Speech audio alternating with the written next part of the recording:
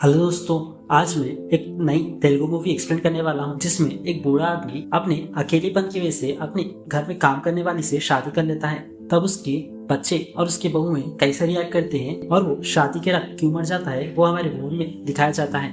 Movie की शुरुआत में 64 ईयर ओल्ड गट्टिकाचलम को दिखाया जाता है। गट्टिकाचलम अपनी जॉब से रिटायर हो चुके हैं और हर महीने आने वाली 63,000 के पेंशन पर जी रहे हैं। यहाँ हमें गट्टिकाचलम के फैमिली को दिखाया जाता है। उनके वाइफ का नाम दुर्गा है, लेकिन उनकी डेथ कब का हो चुकी है, लेकिन वो हमेशा अपने वाइफ को इमेजिन कर अपनी वाइफ से बात करते रहते हैं। गट्टिकाचलम के दो बेटे हैं। बड़े बेटे का नाम राघव और उसकी एक बीवी भी है जिसका नाम देवी है।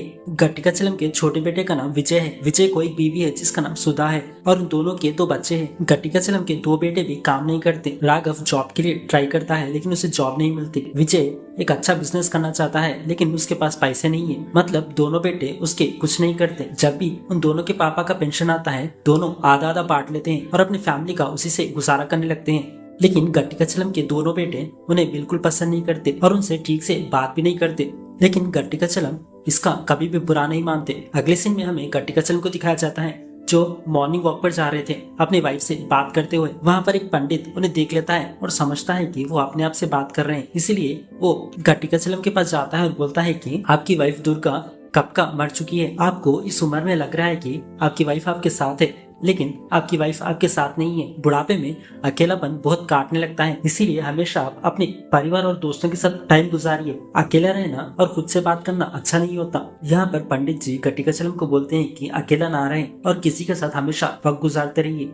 ये सुनकर गट्टिकाचलम सोच में पड़ जाता है। वही सोचते सोचते वो अपने घर लौट आता है। उस दिन मंथ की फर्स्ट तारीख होती है तो गट्टिकाचलम के दो बेटे उनका फोन छीनकर सारा क्रेडिट हुआ पेंशन चेक करने लगते हैं और दोनों बराबर हिस्से में बांट लेते हैं। ये सब देखकर गट्टिकाचलम कहता है कि अभी तो मेरा पेंशन खा रहे हो, अगर मैं मर गया तो तुम लोग कैसे जियोगे, तुम लोग अभी से जॉब ढूंढना शुरू कर दो। लेकिन गट्टिकाचलम कितना भी समझाओ उनके दोनों बेटे उनकी बात नहीं मानते। फिर यहाँ पर हमें भवानी को दिखाया जाता है। भवानी गट्टिकाचलम के घर में मेड का काम करती है और सारा घर का काम वही खुद करती है। चाहे वो कितना भी काम करे, देवी और सुधा हमेशा उसे डांटते रहते हैं और उसे टॉर्चर करने लगते हैं, लेकिन भवानी चुपचाप सबसे लेती है और भवानी गट्टिकाचलम की बहुत इज्जत करती है क्योंकि वो बहुत बड़े हैं। भवानी गट्टिकाचलम और उसके बेटों के बीच का रिलेशन समझती है। वो सोचती है कि ये लोग इनसे पैसों के लिए प्यार करते हैं और इनसे खाना खाया क्या वो भी नहीं पूछते। भवानी ये सब देखकर गट्टिकाचलम से प्यार से बात करती है और इन्हें जो खाना पसंद है वो अपने घर से बनाकर लाती है और उन्हें खिलाती है। गट्टिकाचलम को भी भवानी बहुत पसंद है क्योंकि वो उनकी बहुत सेवा करती है। गट्टिकाचलम भवानी से कहता है कि तुम बहुत अच्छी हो भवानी, इस बुढ़ापे में तुम एक ही हो जो मेरी फिक्र कर रही हो। काश मेरे बच्चे भी तुम्हारी तरह फिक्र करते। तो भवानी कहती है कि अब बिल्कुल परेशान मत होइए, आपकी कोई फिक्र करे या ना करे मैं आपका साथ हमेशा दूंगी। इस पर गट्टिकाचलम कहता है कि हर इंसान को हर वक्त एक साथी की जरूरत है। इस बुढ़ापे में हर एक आदमी को अपनी बीवी का साथ चाहिए, क्या तुम इसमें मेरा साथ दोगी क्या। ये सुनकर भवानी पहले शॉक हो जाती है, फिर भवानी शादी के लिए हाँ बोल देती है। अगले सीन में गट्टिकाचलम पक्का फिक्स हो जाता है कि वो भवानी से शादी करेगा। ये बात वो अपने बच्चों को बताता है। सब सुन के शॉक हो जाते हैं और कहते हैं कि इस उम्र में आप शादी करोगे क्या। तो गट्टिकाचलम कहता है कि तुम लोग मेरी फिक्र नहीं करते और मेरा ख्याल नहीं रखते। अब मैंने डिसाइड किया है कि मुझे एक साथी की जरूरत है, मुझे एक बीवी चाहिए। तो विजय कहता है कि हम हमारे मम्मी की जगह किसी और को नहीं देंगे। तो गट्टिकाचलम उनसे कहता है कि मैं तुम्हारी परमिशन नहीं मांग रहा हूँ, मैं तुम्हें कह रहा हूँ कि मैं शादी करने वाला हूँ। तो उसके बहुएं उससे कहती हैं कि अगर इस उम्र में शादी करोगे तो लोग हम पर हंसेंगे, वैसे भी आपसे शादी कौन करेगा। तो गट्टिकाचलम कहता है कि भवानी मुझसे शादी करने के लिए राजी हो गई है। ये सुन के सब लोग शॉक हो जाते हैं। गट्टिकाचलम कहता है कि भवानी को अब से इज्जत देनी चाहिए। इस पर देवी गुस्से में कहती है कि कल झाड़ू पोछा मारने वाली को हम अपनी सास क्यों मानेंगे। दूसरी तरफ विजय डर जाता है कि अगर पापा की शादी हो गई तो सारा पेंशन यही ले जाएगी और हम लोग रोड पे आ जाएंगे। दूसरी तरफ गट्टिकाचलम अपने बेस्ट फ्रेंड सदाशिवम को फोन कर बोलता है कि मैं शादी करने वाला हूँ। सदाशिवम ये सुनकर शॉक होता है, फिर कहता है कि मैं जरूर आऊंगा। अगले दिन पंडित जी को बुलाकर गट्टिकाचलम और भवानी एक दूसरे से शादी करने वाले होते हैं और उसके बेटे और बहू ये देखकर गुस्से में जलने लगते हैं। पंडित जी कहते हैं कि दोनों बच्चों और बहुओं को पैर छूकर आशीर्वाद देने के लिए। देवी और सुधा कहते हैं कि हम एक काम वाली के पैर क्यों पड़े, हम उस काम वाली के पैर नहीं पड़ेंगे। तो राघव और विजय उन्हें समझाते हैं, कहते हैं कि पेंशन के लिए ये करना पड़ेगा, मजबूरी है कहकर दोनों आशीर्वाद ले लेते हैं। तब गट्टिकाचलम भवानी से कहता है कि आज से मेरा परिवार तुम्हारा है। ये बोलकर गट्टिकाचलम वहाँ से चले जाता है। अभी भवानी को याद आता है कि गट्टिकाचलम की बहुओं ने उस पर कितना टॉर्चर किया। इस गुस्से से अपनी बहुओं को बोलती है कि अब से इस घर में मैं जो बोलूंगी वही होगा, अगर कोई मुझसे लड़ेगा तो मैं तुम्हें पेंशन का पैसा नहीं दूंगी। आज रात मेरी और गट्टिकाचलम की फर्स्ट नाइट है, सारा बेडरूम तुम लोग ही खुद ही सजाओगे। और अपने बड़े बेटे को बोलती है कि तुम और तुम्हारी बीवी हॉल में सो जाना, आज से वो मेरा और मेरे हस्बैंड का बेडरूम है। ये बोलकर वो चली जाती है। ये सब सुनकर गट्टिकाचलम के बेटे और बहुओं को बहुत गुस्सा आता है, लेकिन उनके पास कोई भी ऑप्शन नहीं होता। भवानी ने जो बोला वो लोग वही करते हैं। उस रात भवानी और गट्टिकाचलम रोमांस करने के लिए अपने बेडरूम में चले जाते हैं। दूसरी तरफ उसके बच्चे बोलते हैं कि पापा ने जो किया उसके लिए उन्हें मार देना चाहिए। पापा की वजह से कल से पेंशन के लिए इसके आगे हाथ फैलाना होगा, ऐसा ना करने पड़े इसीलिए हमें एक सॉलिड प्लान बनाना होगा। इसीलिए देवी सोच कर बोलती है कि अगर हम पापा को मार देंगे तो पेंशन भी रुक जाएगा, इसीलिए हमें उनके नाम पर एक बड़ा इंश्योरेंस करवाना होगा। अगर वो मर भी गए तो नॉमिनीज यानी आप दोनों बेटों को पैसा मिलेगा।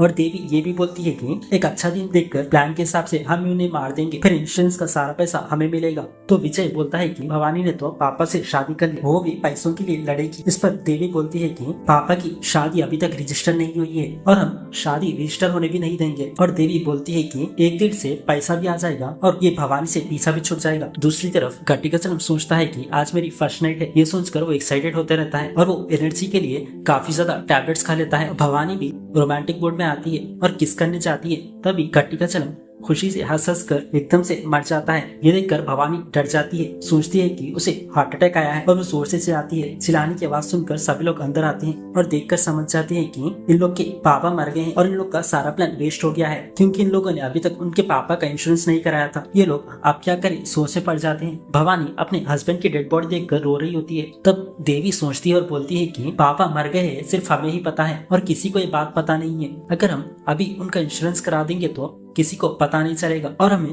पैसा भी मिल जाएगा। इसके लिए हमें एक इंश्योरेंस एजेंट चाहिए। तो राघव बोलता है कि मैं एक इंश्योरेंस एजेंट को जानता हूँ जिसका नाम मूर्ति है, वो पक्का हमारा काम कर देगा। फिर राघव उसे फोन कर घर बुलाता है। भवानी ये सब सुन लेती है और आकर बोलती है कि तुम लोग मेरे पति के नाम का इंश्योरेंस करवा रहे हो और तुम लोग ही इसका सारा पैसा खा जाओगे। इसके लिए मैं बिल्कुल नहीं मानूंगी, मुझे भी इसका बराबर हिस्सा चाहिए। तभी मैं ये बात किसी को नहीं बताऊंगी, वरना मैं सभी लोगों को बाहर जाकर चिल्लाकर बता दूंगी। ये बोलकर वो सबको धमकी देती है। फिर ये लोग मजबूरी में आकर भवानी को हिस्सा देने के लिए ओके कहते हैं। डेड बॉडी सड़ ना जाए इसीलिए उसके बेटे फ्रिज में उसकी बॉडी रख देते हैं। विजय और सुधा अपने बच्चों को सच ना पता चले इसलिए अपने रिलेटिव के घर भेज देते हैं। थोड़ी देर बाद इंश्योरेंस एजेंट मुरली घर आता है। मुरली को डेड बॉडी दिखाकर उसे सारी बात समझा देते हैं। मुरली पहली बार डेड बॉडी का इंश्योरेंस कराने जा रहा होता है, इसलिए बोलता है कि मुझे मेरे मेहनत का हिस्सा चाहिए। आप लोग कितना अमाउंट का इंश्योरेंस करना चाहते हो? तो बोलते हैं कि 4 लाख का। इसके लिए मूर्ति ओके कहता है और बोलता है कि गट्टिकाचलम के आईडी प्रूफ्स और सिग्नेचर चाहिए। विजय बोलता है कि पापा का सिग्नेचर मैं बिल्कुल परफेक्टली कर सकता हूँ। गट्टिकाचलम का आईडी प्रूफ देखकर मूर्ति कहता है कि कल तो इनका 65 बर्थडे है, अगर वो 65 क्रॉस कर देंगे तो हमारी इंश्योरेंस कंपनी उन्हें इंश्योरेंस नहीं देगी। कल शाम ऑफिस बंद होने से पहले आपका एप्लीकेशन अप्रूव होना चाहिए, वरना पैसा नहीं मिलेगा और इंश्योरेंस भी नहीं होगा। कल शाम तक सारा काम कंप्लीट होना चाहिए। उसी टाइम पर गट्टिकाचलम का फ्रेंड सदाशिवम घर आता है और वो दरवाजे के बाहर खड़ा होता है। तभी बिल्डिंग का ओनर अंजी उसको देखता है और अंजी को डाउट होता है कि घर में कुछ गड़बड़ है। अगले सीन में मूर्ति सबको बोलता है कि एप्लीकेशन के लिए गट्टिकाचलम की फोटो चाहिए। विजय का चेहरा गट्टिकाचलम के चेहरे से ज्यादा मिलता जुलता है, इसीलिए सब लोग उसे गट्टिकाचलम का गेटअप पहनाकर उसकी फोटो लेते हैं और उसे मेडिकल टेस्ट के लिए हॉस्पिटल भिजा देते हैं। वहाँ पर बाहर अंजी और सदाशिवम विजय को देखकर सोचते हैं कि ये गट्टिकाचलम है। दूसरी तरफ सिक्योरिटी गार्ड नवीन भवानी के घर पर जाता है और भवानी बोलकर उसे जोर से चिल्लाता है। भवानी भी उसके पास जाती है और उसे हक करती है। यहाँ हमें पता चलता है कि भवानी और नवीन गर्लफ्रेंड बॉयफ्रेंड है और जल्दी एक दूसरे से शादी करने वाले थे। फिर हमें फ्लैशबैक में दिखाया जाता है कि भवानी के बर्थडे पर नवीन केक पर भवानी की फोटो प्रिंट करवाने के लिए बेकरी गया था, लेकिन गलती से उसने दूसरी फोटो प्रिंट करवा दी थी। गुस्से में नवीन ने उस बेकरी को ही जला दिया। इस बात पर पुलिस ने नवीन को अरेस्ट कर लिया था। भवानी नवीन को छुड़वाने के लिए लॉयर से बात करती है बेल के लिए, लेकिन उसके पास बेल के लिए पैसा नहीं होती। तभी उसने गट्टिकाचलम से प्यार का नाटक कर गट्टिकाचलम को उस जाल में फंसा कर उसे शादी कर ली, ताकि गट्टिकाचलम का सारा पैसा ले सके और अपने बॉयफ्रेंड को छुड़ा सके। लेकिन फर्स्ट डेट में ही गट्टिकाचलम मर गया था। अब भवानी नवीन से पूछती है तुम जेल से कैसा है? तो नवीन बोलता है कि वो भाग कर आया है। भवानी यहाँ पर उसे सारी बात समझा देती है। तो नवीन गट्टिकाचलम के बहुओं से मिलता है और बोलता है कि भवानी गट्टिकाचलम की बीवी है, उसे ही सबसे ज्यादा हक मिलना चाहिए और तुम लोग का प्लान मुझे सारा पता चल गया है, मुझे भी इसमें हिस्सा चाहिए वरना मैं सबको बता दूंगा। इस पर देवी बोलती है कि ठीक है तुम्हें भी हिस्सा देंगे, लेकिन तुम ये बात किसी को मत बताना। देवी मूर्ति को फोन करती है, कहती है कि एक नया पार्टनर ऐड हो गया है, इंश्योरेंस 4 करोड़ से 5 करोड़ कर दो। दूसरी तरफ नवीन जेल से भाग आने के बाद पुलिस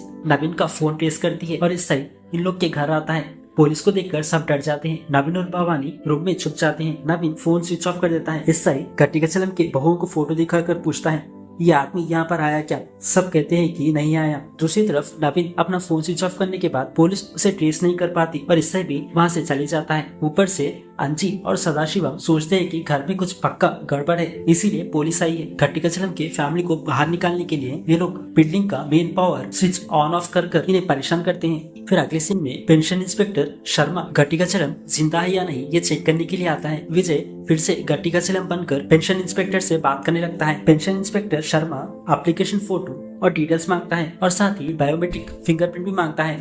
तभी बाहर बैठे अंची और सदाशिवम बिल्डिंग का पावर ऑफ कर देते हैं। तभी राघव तुरंत फ्रिज खोलकर अपने पापा गट्टिकाचलम के डेड बॉडी से फिंगरप्रिंट ले लेता है और शर्मा को दे देता है। फिंगरप्रिंट लेने के बाद शर्मा भी वहाँ से चले जाता है।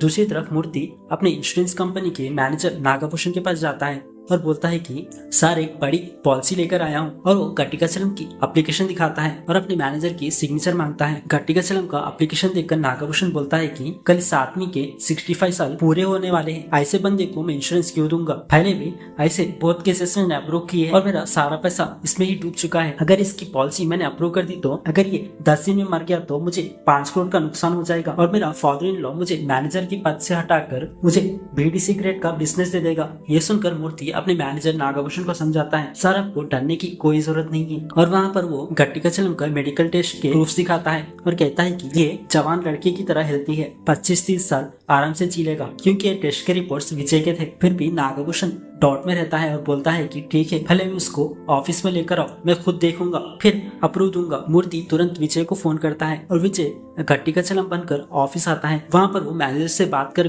डील कंफर्म करता है। जब वो सिग्नेचर करने वाला होता है तभी एक ट्विस्ट आता है। मैनेजर की सेक्रेटरी रोजी फोन करती है और बोलती है कि मैं प्रेग्नेंट हूँ, मैं आपके बच्चे की माँ बनने वाली हूँ। ये सुनकर मैनेजर शॉक हो जाता है और अपनी साइन रोक कर रोजी के पास भागा जाता है। रोजी कहती है कि अगर आपके फादर इन लॉ को ये बात पता चल गई तो वो आपको मार देंगे। रोजी अपने मैनेजर को बैकमेल करती है और वो बोलती है कि मैं अबॉर्शन करवाऊंगी, लेकिन मुझे 1 करोड़ चाहिए। अगर मुझे आप 1 करोड़ दोगे तो मैं हमारे अफेयर की बात किसी को नहीं बताऊंगी। लेकिन उस वक्त मैनेजर के पास पैसे नहीं होते। मजबूरी में वो 2 दिन का टाइम मांगता है और वापस ऑफिस आकर जल्दी बिना सोचे गट्टिकाचलम के पॉलिसी पर साइन कर उसे अप्रूव कर देता है। अगले सीन में विजय को गट्टिकाचलम का मेकअप करने वाला आदमी पानी पीने के लिए फ्रिज खोलता है, लेकिन डेड बॉडी देखकर वो चिल्लाने लगता है क्योंकि फ्रिज में गट्टिकाचलम की लाश थी। सब उसे चुपचाप रहने को बोलते हैं लेकिन वो नहीं सुनता। लेकिन नवीन उसे रॉड लेकर उसके सर पर मार देता है और उस मेकअप वाले को एक रूम में सुला देते हैं। ऐसे ही 4 दिन बीत जाते हैं। मूर्ति डेथ सर्टिफिकेट बना कर ले आता है और ऑफिस में कॉपी सबमिट कर देता है और राघव की फैमिली को बोलता है कि जल्दी पैसे आ जाएगा। ये सुनकर विजय डरता है और बोलता है कि इंश्योरेंस के 2 दिन बाद ही मर गए तो कंपनी को शक नहीं होगा क्या? मूर्ति बोलता है कि अगर हम लेट करेंगे तो आपके पापा की बॉडी सड़ जाएगी, तुम टेंशन मत लो, सब प्लान के हिसाब से चल रहा है। कंपनी वाले अगर डेट डिक्लेयर कर देंगे तो हमें पैसा जल्दी मिलेगा। दूसरी तरफ मैनेजर के फादर इन लॉ उसे डांटते हैं, कहते हैं कि तू हमेशा मरने वालों की पॉलिसी क्यों अप्रूव करता है? जाकर गट्टिकाचलम नेचुरली मरा है या नहीं ये चेक कर उसे पैसा देना। मैनेजर अपनी कंपनी के डॉक्टर के साथ उन लोग के घर जाता है। वहाँ पर वो गट्टिकाचलम की बॉडी दिखाने के लिए बोलता है। बॉडी अभी फ्रिज में होती है, इसीलिए सभी लोग बोलते हैं कि उनके कपड़े चेंज कर रहे हैं, थोड़ी देर वेट करो। वहाँ पर मेकअप वाले को होश आ जाता है और वो जोर से चिल्लाता है, कहता है कि गट्टिकाचलम कब का मर चुका है, वो उसे फ्रिज में छुपा दिया है। ये सुनकर मैनेजर शॉक हो जाता है। नवीन उस मेकअप वाले को फिर से उसके सर पर मार देता है और वो फिर बेहोश हो जाता है। मैनेजर को शक होता है, इसीलिए वो फ्रिज खोलकर देखता है। वहाँ पर गट्टिकाचलम की बॉडी होती है। डॉक्टर गट्टिकाचलम को चेक करता है और उसे पता चलता है कि ये तो 4 दिन पहले मर चुके हैं और मैनेजर को बोलता है कि मतलब ये मरे हुए आदमी का इंश्योरेंस करवा रहे थे। इन लोगों ने हमारे साथ फ्रॉड करने की कोशिश की। तब मैनेजर सोचता है कि रोजी को 1 करोड़ देने हैं और मुझे पैसों की भी जरूरत है, इसीलिए वो सबको बोलता है कि तुम लोगों ने तुम्हारे बाप को मारा है या फिर वो खुद मरे है, मुझे पता नहीं, लेकिन तुम लोगों ने हमारे साथ फ्रॉड किया है। अगर ये बात मैंने पुलिस को बता दी तो तुम लोग जेल में जाओगे और तुम्हें पैसा भी नहीं मिलेगा, लेकिन तुम लोग 5 करोड़ में 50% मुझे दे दोगे तो मैं इस डेथ को कंफर्म करूंगा, तुम लोग को 50% पैसा मिलेगा। इसके लिए सब लोग मजबूर होकर ओके बोल देते हैं और मैनेजर गट्टिकाचलम की डेथ कंफर्म कर उस पर सिग्नेचर करने वाला होता है। तभी वहाँ पर फ्रिज में से गट्टिकाचलम जिंदा बाहर निकलता है और अपनी वाइफ भवानी से बोलता है कि हम दोनों कमरे में करीब आ रहे थे ना, लेकिन अचानक मैं फ्रिज में कैसे आ गया। सब लोग शॉक हो जाते हैं। राघव बोलता है कि पापा आप 4 दिन पहले ही मर गए थे, लेकिन अब जिंदा कैसा हो गए। तो डॉक्टर गट्टिकाचलम को चेक करता है और बोलता है कि आपने गलती से ज्यादा एनर्जी की टैबलेट्स खा ली थी, इस वजह से आपका बीपी बढ़ गया और आप कोमा में चले गए। तो सब लोगों को लगा कि आप मर गए थे। आपकी बिल्डिंग का करंट बार बार जा रहा था, इसीलिए फ्रिज ऑन और ऑफ होने की वजह से आपकी बॉडी फ्रीज नहीं हुई और आपके ऑर्गन्स भी फिर से वर्क करने लगे। डॉक्टर बोलता है कि ये एक मिराकिल है, मैंने पहली बार ऐसा केस देखा है। मैनेजर सबको साइड में ले जाकर बोलता है कि मैटर बहुत सिंपल था, पैसा मिलने ही वाला था, लेकिन अब ये जिंदा हो गए, इसीलिए तुम लोग पैसा भूल जाओ। तो देवी बोलती है कि पैसा ना आने की वजह ये जिंदा है, बस वही ना, अगर ये मर गए तो पैसा मिलेगा क्या। इसके लिए मैनेजर हाँ कहता है। सब लोग को पैसों की जरूरत है, इसलिए देवी कहती है कि हम इन्हें मार देंगे। सब लोग इस प्लान के लिए एग्री करते हैं। सब गट्टिकाचलम के पास जाते हैं, कहते हैं कि पापा हमने सोचा कि आप मर गए थे, इसीलिए हमने 5 करोड़ का इंश्योरेंस करवाया था। अब आप जिंदा हो गए तो हमें पैसा नहीं मिलेगा। आप तो 65 की उम्र से जी रहे हो ना, ये काफी नहीं है क्या। पापा आप जिंदा रहते रहते हमें खुशी नहीं दे सके, लेकिन आपकी मौत से हम खुश रहेंगे। भवानी भी अपने हस्बैंड गट्टिकाचलम को बोलती है कि मैंने अपने बॉयफ्रेंड नवीन के लिए आपसे शादी की थी ताकि उसके बेल के लिए मैं पैसा जमा कर सकूं। अगर आप मर जाएंगे तो हमें काफी मदद होगी, ये बोलकर भवानी अपने हस्बैंड से बोलती है। ये सुनकर गट्टिकाचलम को समझ नहीं आता कि इन्हें मेरा पैसा चाहिए या फिर ये चाहती है कि मैं मर जाऊं। ये सोचकर वो इमोशनल होता है और रोने लगता है कि उसकी फैमिली वो उसे मारने वाली है। वहाँ पर खड़ा डॉक्टर गट्टिकाचलम को मारने के लिए इंजेक्शन तैयार करता है। गट्टिकाचलम डर के मारे वहाँ से भागने की कोशिश करता है, बोलता है कि मुझे कुछ और दिन जीना है, मुझे मत मारो, लेकिन सब लोग उसे मिलकर पकड़ लेते हैं और उसे मारने की कोशिश करते हैं। वहाँ पर गट्टिकाचलम रो रो कर अपने बच्चों को समझाता है कि मैंने तुम लोगों को कितना प्यार से पाला, वो उन्हें याद दिलाने लगता है। मैनेजर ये सुनकर इमोशनल हो जाता है और बोलता है कि पॉलिसी कैंसिल कर देता हूँ, इस आदमी को तुम लोग जीने दो। लेकिन गट्टिकाचलम की फैमिली नहीं मानती। फिर गट्टिकाचलम अपनी फैमिली वालों से पूछता है तुम्हें पैसा क्यों चाहिए। तो राघव बताता है कि उसने पैसा कमाने के चक्कर में एक रौड़ी से उधार लेकर बेटिंग की और उसने सारा पैसा डुबा दिया। अगर वो 1 महीने में पैसा नहीं देगा तो लोग उसे मार देंगे। विजय बताता है कि उसने शेयर मार्केट में इन्वेस्ट किया, लेकिन उसका सारा पैसा डूब गया। ये सब सुनकर गट्टिकाचलम अपने बेटों की मजबूरी समझकर सोचता है कि अगर मैं मर गया तो इन्हें पैसा मिल जाएगा और ये लोग खुश रहेंगे, और वो मर जाने का फैसला करता है। और गट्टिकाचलम मैनेजर से बोलता है कि पॉलिसी अप्रूव कर दो, मैं मर जाने के लिए तैयार हूँ, लेकिन मैनेजर मना करता है। गट्टिकाचलम मैनेजर से बहुत रिक्वेस्ट करता है, लेकिन वो नहीं सुनता। मैनेजर वहाँ से जाने लगता है और गट्टिकाचलम उसे रोकने के लिए आगे भागने लगता है, लेकिन मैनेजर गट्टिकाचलम को एक धक्का दे देता है और उसी वक्त करंट चले जाता है और वहाँ पर सीन कट होता है। अब हमें अगले सीन में दिखाया जाता है कि गट्टिकाचलम मर गया है और उसकी फैमिली उसका अंतिम संस्कार कर रही है और इंश्योरेंस के 5 करोड़ भी आ जाते हैं। सब अपना अपना हिस्सा ले लेते हैं। राघव एक आदमी को फोन करता है और बोलता है कि तुम्हारा हिस्सा अकाउंट में डाल दिया है। तब हमें वो आदमी को नहीं दिखाया जाता है। वो आदमी कोई और नहीं बल्कि गट्टिकाचलम होता है और वो दूसरे कंट्री में बैठकर एंजॉय कर रहा होता है। अब हमें छोटा सा फ्लैशबैक दिखाया जाता है। जब मैनेजर ने गट्टिकाचलम को धक्का दिया था, उससे कुछ टाइम पहले बेहोश पड़ा मेकअप मैन उठ जाता है। जब मैनेजर ने गट्टिकाचलम को धक्का दिया था तो गट्टिकाचलम मेकअप आर्टिस्ट से टकरा जाता है और मेकअप आर्टिस्ट नीचे गिरकर उसके सर पर चोट लगती है, जिससे वो वही मर जाता है। सब लोग मैनेजर को डराने लगते हैं कि तुमने जानबूझ के ऐसा किया है और तुमने जानबूझ के मारा है। अगर तुम पॉलिसी अप्रूव नहीं करोगे तो हम पुलिस को बता देंगे। उसी वक्त बाहर पुलिस आती है, इसलिए मैनेजर डर कर गट्टिकाचलम के डेथ के पेपर्स पर साइन कर उसकी डेथ क्लेम कर देता है, जिससे सभी को पैसा मिलता है। फिर उस मेकअप मैन को गट्टिकाचलम का गेटअप बनाकर उसका अंतिम संस्कार कर देते हैं ताकि किसी को शक ना हो, और इंश्योरेंस का पैसा सब लोग बांट लेते हैं। एंडिंग सीन में मेकअप मैन की बीवी पुलिस स्टेशन आती है और बोलती है कि मेरे पति 2 दिन से गायब है। फिर एसआई उस मेकअप मैन का फोन ट्रेस करता है। उसका लास्ट लोकेशन गट्टिकाचलम का घर का दिखाया जाता है। तब पुलिसमैन समझता है कि उस घर में जरूर कुछ न कुछ राज छुपा है, लेकिन मूवी यहीं पर खत्म हो जाती है।